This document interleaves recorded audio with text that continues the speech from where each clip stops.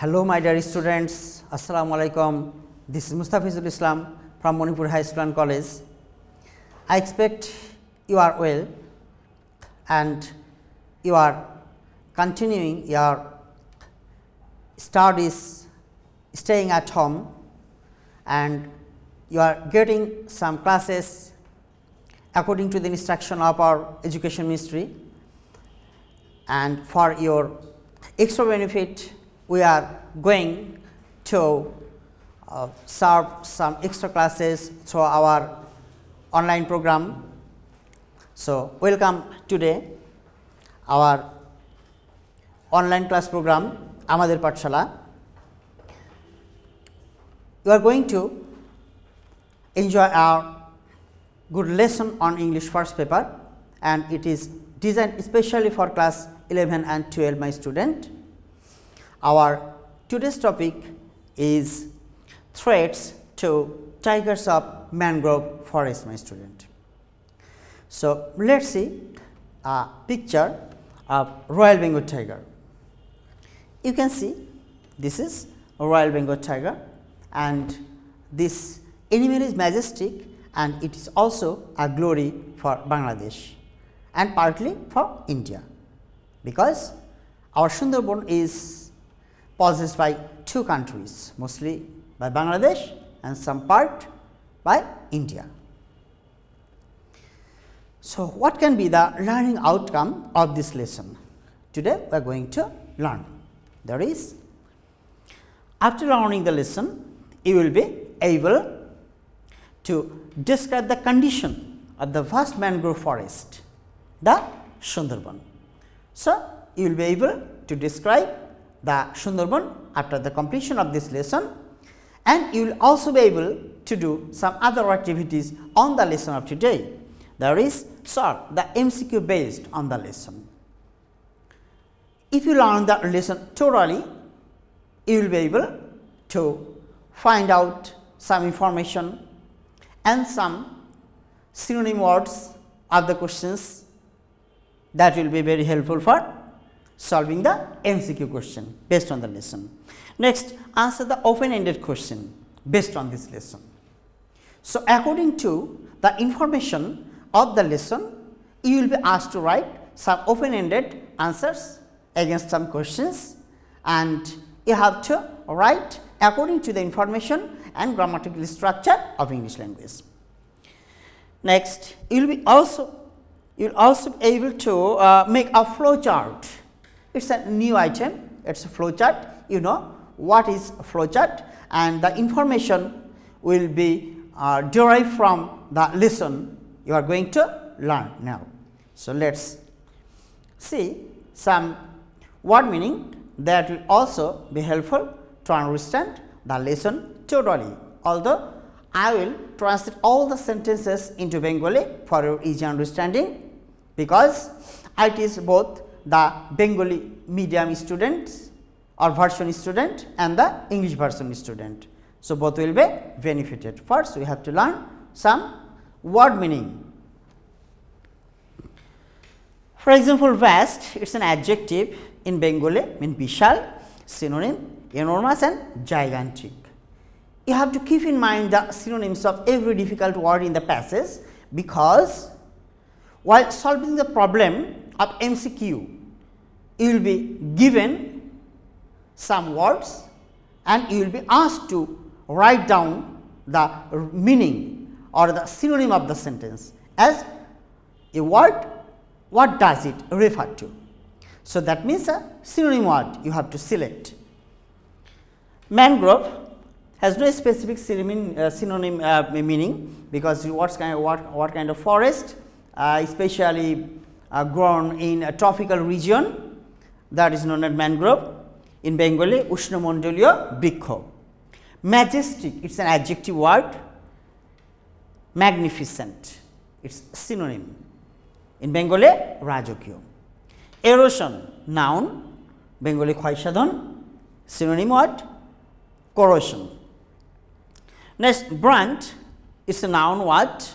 Kono kichuke beshi jor dia ba kono kichur ক্ষয়সাধন করে দেয়া, প্রভাবিত করে দেয়া। For example, synonym force or impact. Next, coastline. It's a noun, সমুদ্র তট, seashore or coast. It will be its synonym word. So, all the synonym will be needed to solve the problem of MCQ, and for English second paper, antonym and synonym section will also ask for synonym word. So, you have to learn a number of synonym words that will be helpful for both English first paper and English second paper. Some other words: retreat, synonym leave, that means পশ্চাৎপসরণ করা বা কিছুটা পিছিয়ে আসা, retreat. Next, threaten, it's a verb. ভীতি, synonym warn, ভীতি প্রদর্শন করা. Next, evident, it's an adjective word, in Bengali স্পষ্ট, synonym obvious or apparent. Next word, recede, it's a verb word, in Bengali হ্রাস পাওয়া, synonym word retreat.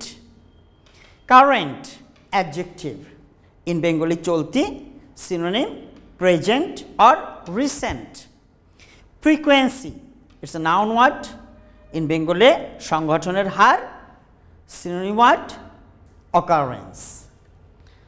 So, you have to learn some more word meanings. Extreme, it's an adjective word, Bengali অতিমাত্রায়, synonym tremendous or severe. Salinity, it's a noun word, in Bengali লবণাক্ততা, synonym word saltiness. Vulnerability, it's a noun word, in Bengali অরক্ষিত অবস্থা, synonym susceptibility. Dynamic, Gatimaan বা চলমান, its synonym progressive. Thrive, verb, বিকশিত হওয়া, synonym flourish.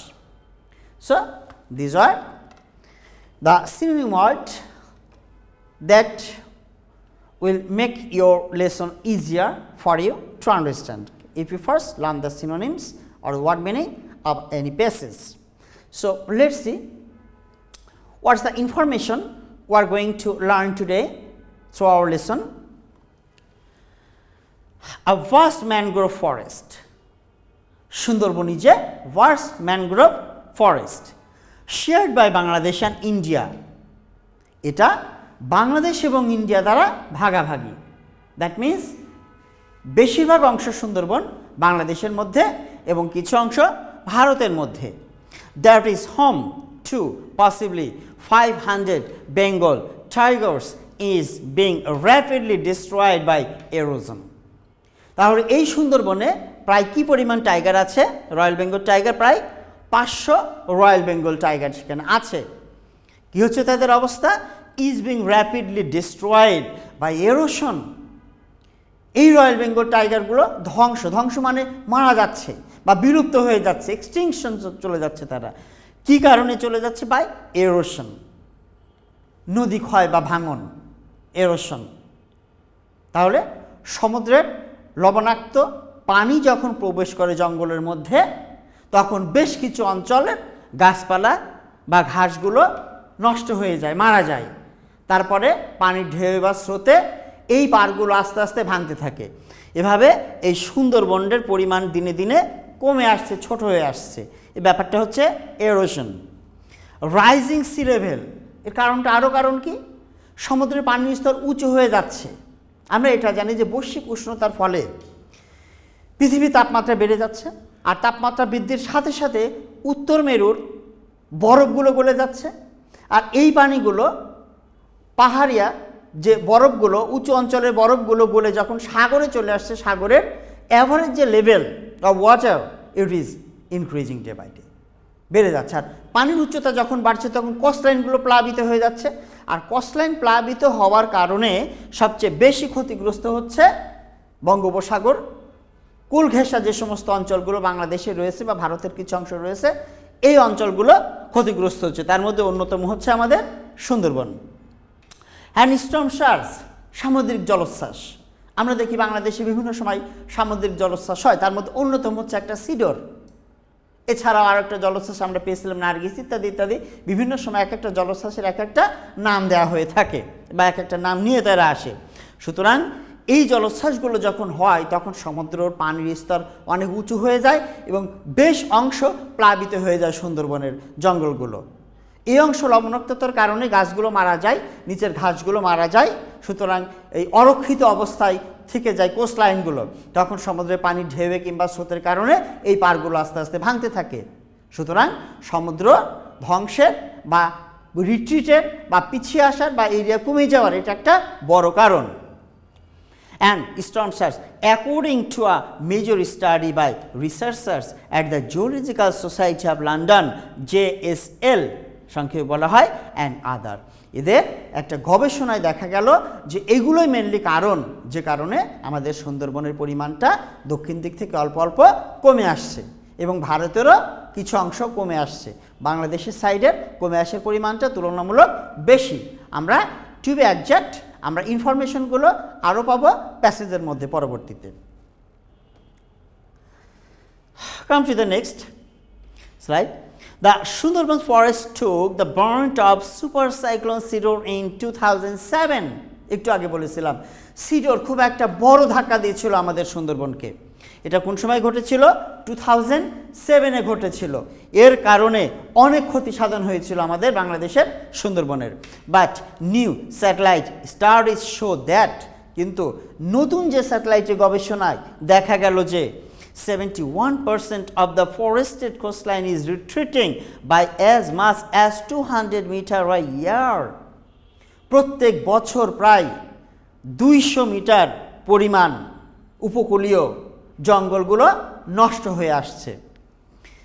If erosion continues at this pace, এই নদী ভাঙন বা উপকূল ভাঙন, এই ভাঙার পরিমাণটা যদি চলতেই থাকে, at this pace মানে এই মাত্রায় বা এই গতিতে বা এই হারে যদি চলতেই থাকে, already threatened tiger population living in the forest, ইতিমধ্যে টাইগার পপুলেশন, কানে বাঘ সম্প্রদায় বা বাঘদেরকে বোঝানো হচ্ছে, তারা ইতিমধ্যে একটা হুমকির মুখে পড়ে গিয়েছে।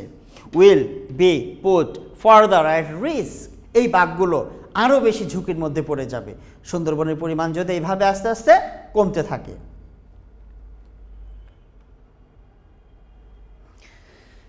নেক্সট, ন্যাটালি পেটরেলি একজন বিখ্যাত গবেষক ওয়াইল্ড লাইফের উপরে। ওয়ান অফ দ্য রিপোর্টস অটর, এই অটরের বা লেখকের অনেকগুলো রিপোর্ট আছে, তার মধ্যে একটা রিপোর্ট কি বলে, সেটা একটা রিপোর্টে বলে coastline retreat is evident everywhere. তাহলে স্যাটেলাইট থেকে যদি দেখা যায় সুন্দরবনের উপকূলীয় অঞ্চল সব জায়গায় কিছু কিছু কমতে আছে। শুধু একেবারে সমুদ্রের সাথে অ্যাটাচ যে অংশটুকু, সে অংশটুকু তো কমছেই, এছাড়াও সুন্দরবনের মধ্যে অনেক নদী আছে, নদীর দুপারগুলো আস্তে আস্তে ভাঙতে আছে। সুতরাং নদীর নাব্যতা হারাচ্ছে, কিন্তু সুন্দরবনের উপকূলীয় অঞ্চলগুলো নদীর সাইডের যে সমস্ত গাছপালাগুলো সেগুলোও ভেঙে ওর মধ্যে চলে যাচ্ছে। সুতরাং এর পরিমাণটা আরও বৃদ্ধি পাচ্ছে, পানির পরিমাণ বা ভাঙার পরিমাণ বৃদ্ধি পাচ্ছে। সুতরাং সুন্দর যে সুন্দরবনের পরিবেশ সেটা ক্ষতিগ্রস্ত হয়ে যাচ্ছে। A continuing rate of retreat would see these parts of the mangrove disappear within 50 years. A continuing rate of retreat would see this part of the mangrove. এই রিট্রিট মানে ভেঙে পিছিয়ে আসার বা ছোট হয়ে আসার যে পরিমাণ, এটা যদি চলতেই থাকে একসময় দেখা যাবে যে 50 বছর পরে এই অনেক অংশকে আর খুঁজে পাওয়া যাবে না, যেগুলো মানুষ একসময় বলবে যে আগের সময় বা অনেক বছর আগে এই জায়গাগুলো সুন্দরবনের অংশ ছিল, সেগুলো হয়তো পানির নিচে চলে যাবে। Next, on the Indian side of the Sundarbans, বাংলাদেশের কিছু অংশ সুন্দরবন, কিছু মানে বেশিরভাগ অংশই, ভারতেরও কিছু অংশ আছে সুন্দরবনের মধ্যে। সে অংশ কি ঘটছে? The island which extend most into the bay of Bengal has receded by an average of 150 meters a year. তাহলে ভারতের সাইডে এই সুন্দরবনের ভাঙনের পরিমাণ বা পিছিয়ে আসার পরিমাণ বা ক্ষতি হওয়ার পরিমাণ আমরা পাচ্ছি যে 150 মিটার, কিন্তু বাংলাদেশের সাইডে আমরা কি পাচ্ছি 200 মিটার। সুতরাং ভারত বাংলাদেশের চেয়ে সম্ভবত এই ব্যাপারে আরও বেশি সচেতন। তারা যে কোনো পদ্ধতিতে যে কোনোভাবে চেষ্টা করে যে ভাঙনের পরিমাণটা কমাতে, অথবা প্রাকৃতিকভাবেই হয়তো তাদের ওই জায়গাগুলো স্রোতের পরিমাণ, ঢেউয়ের পরিমাণ হয়তো কম, যে কোনো একটা কারণেই হতে পারে। আমরা কারণটা প্যাসেজের মধ্যে পাচ্ছি না, কিন্তু আমরা ধারণা করতে পারছি এইগুলো কারণে, যে কোনো কারণেই হতে পারে। সেটা তাদের দেশের অংশ কমছে প্রত্যেক বছর 150 মিটার, কিন্তু বাংলাদেশের অংশ কমছে 200 মিটার, within a maximum of just over 200 meters. They would see the disappearance of the islands of about 20 years. সুতরাং এর ফলে ম্যাক্সিমাম জাস্ট ওভার চলে যাচ্ছে 200 মিটার, এটা সর্বোচ্চ পৌঁছাচ্ছে। বাংলাদেশের ক্ষেত্রেও ম্যাক্সিমাম এই 200 মিটারে চলে যাচ্ছে। This would see the disappearance of the island in about 20 years. তারা আবার বলে যে এই আইল্যান্ডগুলো একসময় দেখা যাবে যে পরবর্তী 20 বছরের মধ্যে আর খুঁজে পাওয়া যাবে না, অর্থাৎ ভাঙতে ভাঙতে প্রায় নিঃশেষ হয়ে যাবে এগুলো।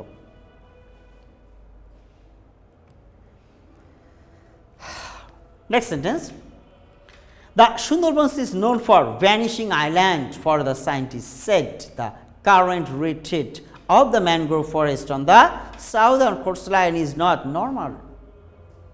আমরা জানি সমুদ্র উপকূলে কিছু না কিছু পরিমাণ ভাঙতেই থাকে পৃথিবীর সব জায়গায়, কম বেশি প্রায়। কিন্তু বাংলাদেশের সুন্দরবনের অংশে যে উপকূল ভাঙার পরিমাণ এবং জঙ্গল পিছিয়ে আসার পরিমাণ সেটা নর্মাল না, সেটা অ্যাবনর্মাল। মানে মানুষ অন্যান্য দেশগুলোতে যেমন দেখে তার চেয়ে এটার পরিমাণ অনেক বেশি।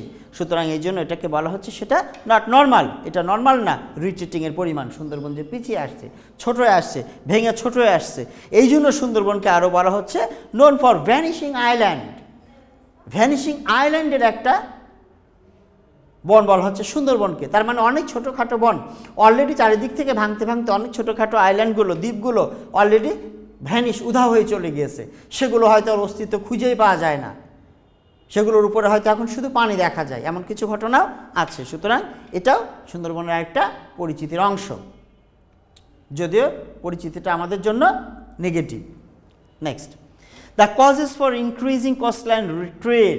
তাহলে কি কি কারণে কোস্টলাইনটা রিট্রিট হয়ে আসছে, কমে আসছে সুন্দরবনের পরিমাণ? Other than direct anthropogenic once.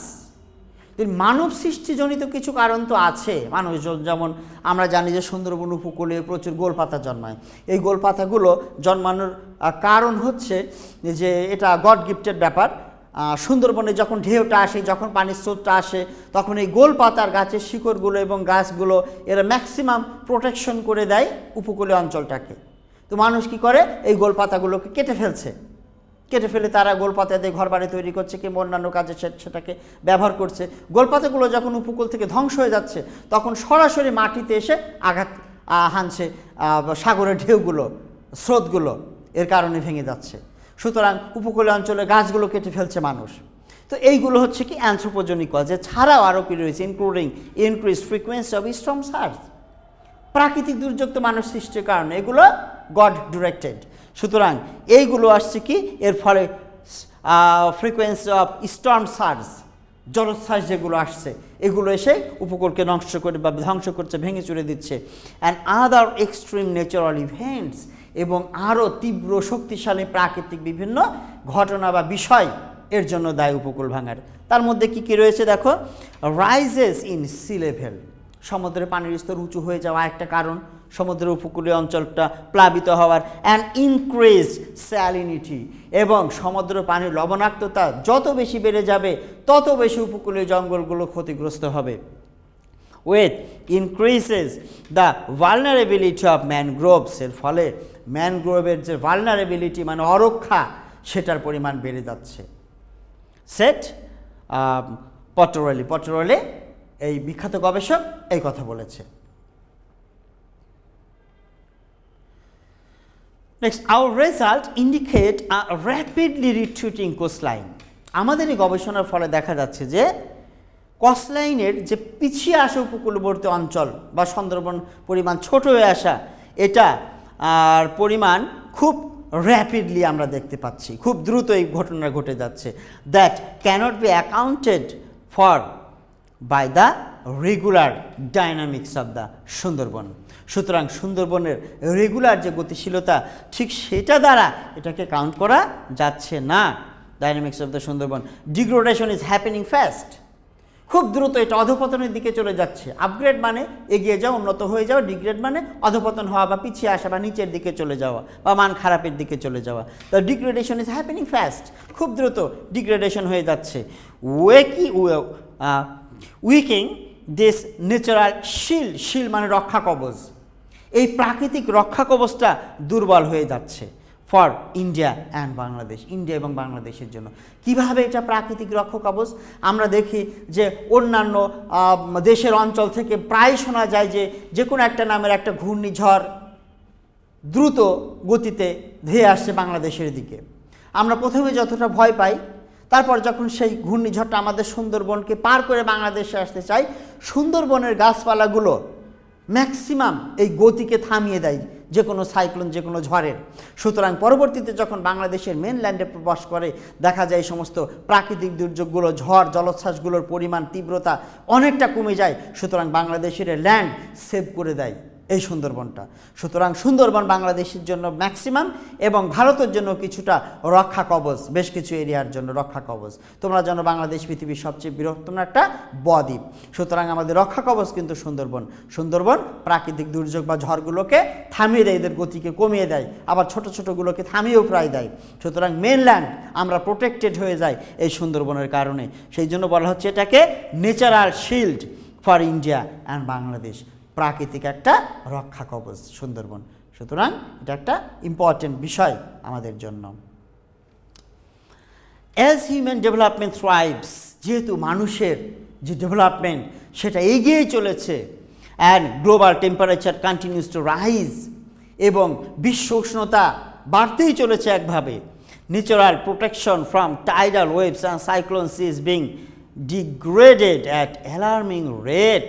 সুতরাং এই যে টাইডাল ওয়েভ অ্যান্ড সাইক্লোন, সামুদ্রিক যে জলোচ্ছ্বাস বা ঢেউ এবং ঘূর্ণিঝড়ের মতো ব্যাপার, সেগুলো অ্যালার্মিং রেটে ডিগ্রেড হয়ে যাচ্ছে। This will inevitably lead to species loss. এর ফলে কোন জিনিসটা হবেই, স্পিসিস লস মানে কি? প্রজাতি লস। অর্থাৎ বঙ্গোপসাগরের উপকূলবর্তী যে সুন্দরবন আমাদের রয়েছে, এখানে প্রচুর পরিমাণ পশু পাখি বসবাস করে। কেন বসবাস করে? এগুলোকে এই ফরেস্টগুলোতে এরা এর জঙ্গলের মধ্যে পানির ব্যবস্থা পায়, আর গাছগুলোতে পর্যাপ্ত পাতা থাকে, ফল থাকে। সুতরাং বিভিন্ন প্রজাতির পশু পাখি প্রাণীর বসবাসের জন্য একটা উপযুক্ত জায়গা হচ্ছে আমাদের সুন্দরবন। তাহলে ব্যাপক স্পিসিস লস ঘটে যাবে। অনেক প্রজাতির পাখি হয়তো আর পাওয়া যাবে না, অনেক প্রজাতির পশু হয়তো আর পাওয়া যাবে না, কারণ তাদের জন্য যেই গাছগুলো হয়তো দরকার ছিল, যেই গাছের পাতাগুলো দরকার ছিল, সেগুলো হয়তো, সেই গাছগুলো হয়তো আর সেখানে থাকবে না। সুতরাং এই প্রজাতির পাখি বা স্পিসিস বা প্রাণীগুলো আস্তে আস্তে বিলুপ্ত হয়ে যাবে সুন্দরবন থেকে। In this richly biodiverse part of the world, এই বায়োডাইভার্স মানে জীববৈচিত্র্য। তাহলে এই জীববৈচিত্র্যের যে পার্ট রয়েছে পৃথিবীতে, এই সুন্দরবনটা সেখান থেকে বিলুপ্ত হয়ে যাবে। If nothing is done to stop it, আমরা এই সুন্দরবনকে, সুন্দরবন নষ্ট হওয়ার হাত থেকে যদি রক্ষা করতে না পারি সুন্দরবনকে, এই ঘটনাগুলো ঘটে যাবে সুন্দরবনে। The Sundarban is a critical tiger habitat. Sundarban একটা টাইগারদের বসবাসের জায়গা। One of only a handful of remaining, handful মানে এক মুঠি, আমরা এখানে কয়েকটাকে কিছু পরিমাণকে মিন করব। One of only a handful of remaining forest big enough to hold several hundred tigers. এখনও যেটুকু জঙ্গল আছে অনেক টাইগার বসবাসের জন্য, এখনও কিন্তু সেটা বেশ এনাফ জায়গায় আছে। To lose the Sundarban would be moved to step closer to the extinction of this majestic animal. Majestic, you know, রাজকীয়। তাহলে to lose Sundarbans would be move to step closure.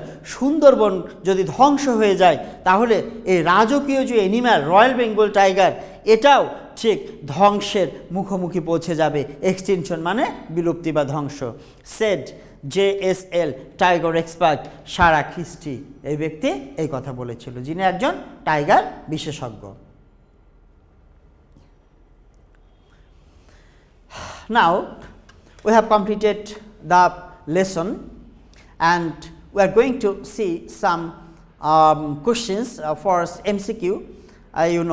This is the question item, choose the best answer, and you will be given 4 options. Among the 4 options, you have to choose only one correct answer, and you have to write only that correct answer to your answer sheet. Number 1, choose the best answer. What will happen to Bangladesh and India if we do nothing to stop retreating to coastline? আমরা coastline retreating কে যদি থামানোর চেষ্টা না করি তাহলে কি ঘটনা ঘটতে পারে my student? Number A, it will extend our plain land. এটা আমাদের যে সমভূমি সেটাকে বাড়িয়ে দিবে? No, it will lead to species loss in this area. এই এরিয়ার যে স্পিসিস লস, প্রজাতি লস ঘটে দিচ্ছে, এই লস ঘটানোর পরিমাণকে আরো বাড়িয়ে দিবে? ইয়েস, এটা একটা অপশন হতে পারে। It will lead to increase our ability to work, এটা আমাদের কাজ করার ক্ষমতাকে বাড়িয়ে দিবে? No, our land will be cultivable, আমাদের জায়গা জমি বা জমি কি কাল্টিভেবল হবে? নো। সুতরাং আমাদের কারেক্ট অপশন কি পেলাম? Number B, it will lead to species loss in this area. এই এরিয়ায় বিভিন্ন প্রজাতির আমরা লস করে ফেলবো, এ ঘটনা ঘটে যাবে। Next item, the word rapidly mentioned in the passage means, এই প্যাসেজে যে ওয়ার্ড র্যাপিডলি মেনশন করা হচ্ছে, ওয়ার্ড র্যাপিডলি, এই র্যাপিডলি ওয়ার্ডটা কি বোঝানো হচ্ছে? র্যাপিডলি ওয়ার্ডটা দ্রুততার সাথে আমরা জানি। এর সিনোনিম আমরা কি পাবো? পড়ানোর সময় বলছিলাম যে ওয়ার্ড মিনিং এর সিনোনিমগুলো আমাদের এমসিকিউতে কাজে লাগবে মাই স্টুডেন্ট।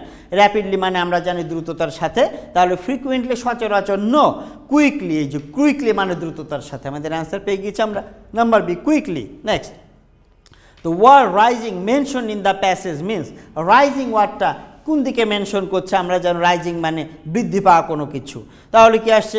ক্রাশিং, ভেঙে চুরে নষ্ট করে ফেলা? নো। অ্যাডভান্সিং, এগিয়ে যাওয়া? নো।